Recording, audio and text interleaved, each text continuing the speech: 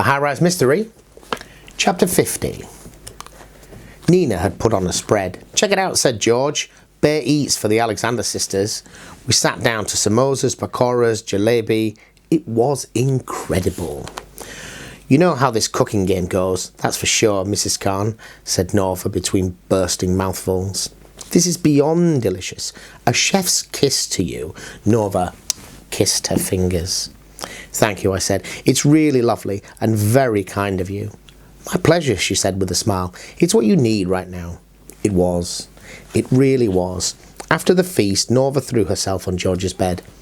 "George, drink, water, now." "All right, Your Highness." "Nick, same?" "Yes, please." I looked around George's bedroom. I say bedroom. It was more of a recording studio, or wanted to be when it grew up. A single bed pushed into the corner, a desk with 2 monitors, headphones, a microphone. Adjacent to this desk, another table with a keyboard. George was actually dedicated to his craft. I was impressed. Maybe I should check his SoundCloud after all. Norva sat up.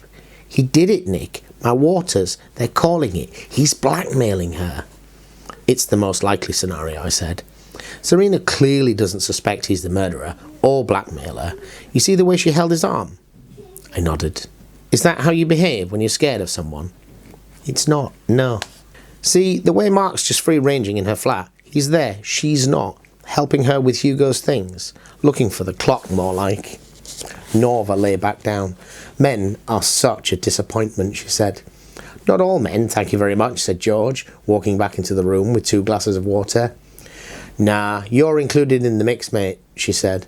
"With your loose lips and flapping gums in the lift. We don't want anyone to know about Papa's release. It's just too dangerous.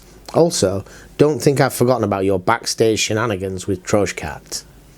"Easy, girl. Take a sip of water." He handed her a glass.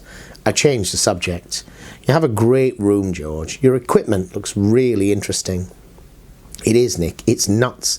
Between this stuff, my phone and my talent, nothing's going to hold me back. I tell you, I'm going to be large and in charge."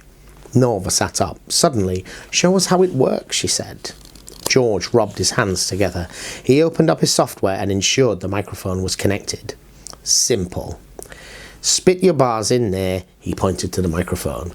"It gets recorded in here," he pointed to his computer, and as he talked, the audio waves oscillated wildly. "Hello, hello, hello," I said from across the room. The lines on his screen bounced and wobbled. I was impressed. That was interesting, and potentially very useful. "How much storage do you have, George?" I asked.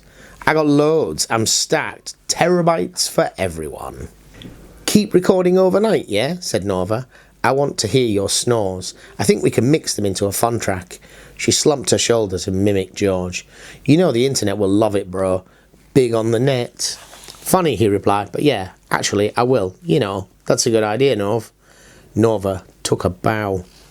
As if on cue, we heard a huge explosion, and then screams.